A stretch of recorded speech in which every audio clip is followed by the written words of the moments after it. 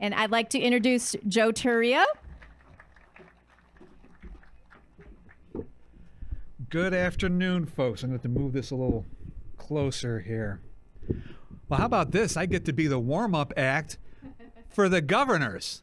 How lucky am I?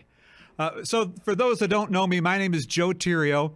I'm your current McHenry County Clerk and Recorder.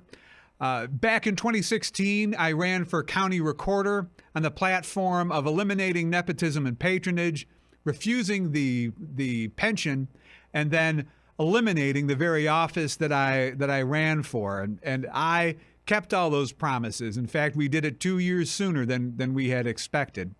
I've refused the pension, and the office of Recorder as a separate elected office no longer exists. So that's one elected official, pension, benefits gone forever.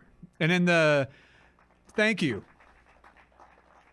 And in the nearly 6 years, we've saved nearly $3 million in cost to the taxpayers. We've improved services. We've actually increased some of our services. And I'm very, very lucky to have a team working with me that I have. I'm very blessed to work with some great folks. Now, as your county clerk, as I have been since 2018, I add to the idea of keeping records for the county. Things such as tax extension, as it's called, which is the calculation of taxes for your property taxes, and I'm very sorry for that.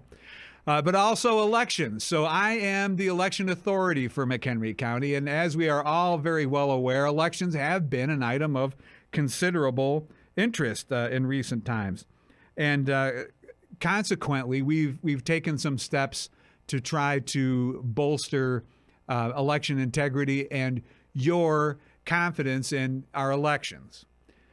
In McHenry County, we will be the first, maybe the only, probably the only county to do a hand-counted audit after this election. So there is always, thanks. So there's always what's called a retabulation, and in simple terms, the state gives us a random sample, and we retabulate those ballots, and then we put them back in the box and we store them away. So we'll continue to do that, but after that, we will take a sample of those ballots and hand tabulate one race from those ballots, and that's we want to experiment with the process a bit. But ultimately, what we want to be able to show is that the machines and the humans count the same things the same way.